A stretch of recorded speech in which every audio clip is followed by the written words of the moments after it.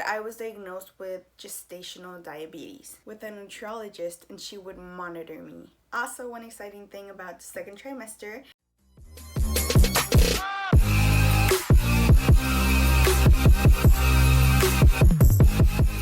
What's up, you guys? My name is jamiletyunuen, and I'm so happy to be back here making YouTube videos for you guys. Please, if you're not subscribed yet, make sure you click that button and hit the little bell to be notified every time I upload a video. Today, I'm going to talk a little bit of how my pregnancy went during my second trimester and give y'all some suggestions of what worked for me back then. Okay, so the second trimester consists of weeks 13 to 26. And it's actually not that bad. I remember I still got to feel like I wasn't pregnant sometimes. My belly started showing when I was around 20 weeks pregnant, but I never really had like a pregnancy shaped belly, if you could call it that way.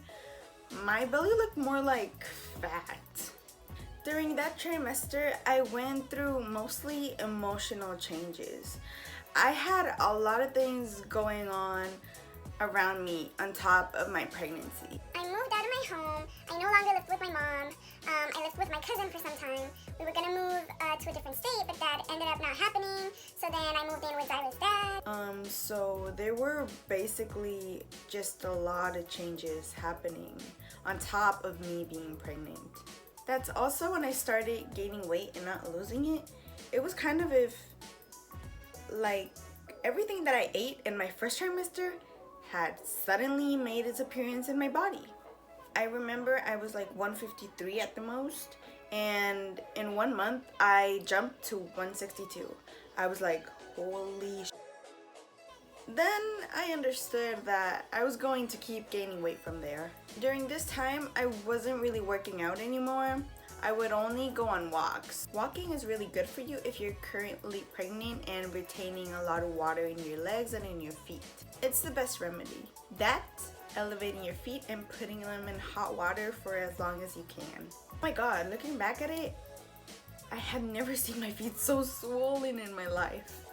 Oh, I forgot to mention, at this point I was going once a month to my prenatal appointments. One thing I forgot to mention in my last video, which by the way is in my first trimester, it will be at the end of this video. If you can, click on it and show some love. Is that in my first trimester, I had my first set of blood work done. And this was to determine my blood type, how my glucose levels were, and just to determine my overall health at that moment. So as part of that blood work, I did the A1C test, which is basically to determine if you have diabetes or not. And I was diagnosed with gestational diabetes, which is a type of diabetes that occurs in your pregnancy, but it does not affect the baby. The baby can't be born with diabetes. And this type of diabetes usually goes away after your pregnancy. But the point is that I was incorrectly diagnosed. So for the month left of my first trimester and most of my second trimester, I had to go every single week with a nutriologist, and she would monitor me. And I had to pinch myself 4 times a day after every meal to get a little bit of blood to check my glucose levels, which was totally unnecessary. But the hospital said there was no point on having me do the 2-hour glucose test at that moment, which is needed to determine if you actually have gestational diabetes or not, because I was going to have to do it again anyways between 24 and 26 weeks since it's obligatory. So anyways, they didn't want to test me properly for it, and they had me thinking that I had gestational diabetes for almost a third of my pregnancy.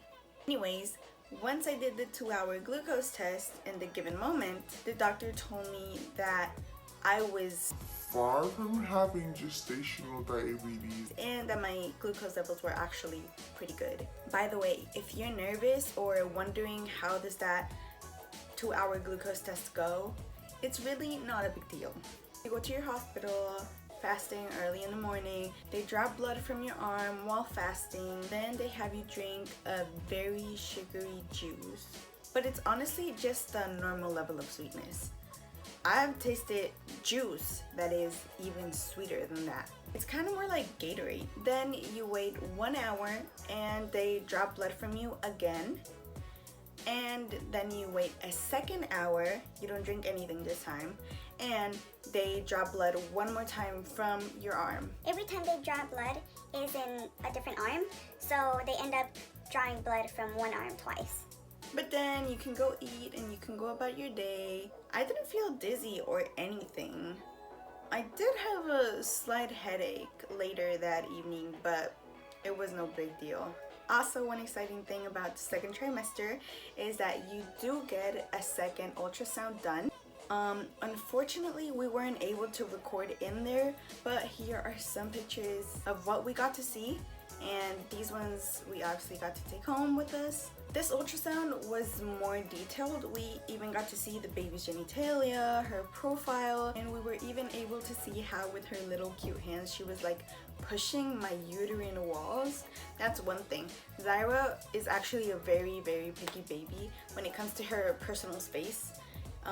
She doesn't like to be like squeezed or hugged really tight, and she does demand her personal space sometimes. But yeah, honestly, what you get to see in that ultrasound really depends on your baby's position inside.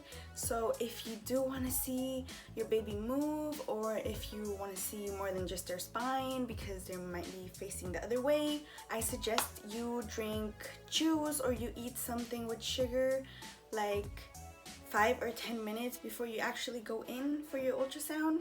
So do look forward to that ultrasound in the second trimester. But anyways, I think that's it for today's video. I hope y'all liked it. If so, please don't forget to like, share, and subscribe. Thank you guys for all the support always. I love you. See you next time.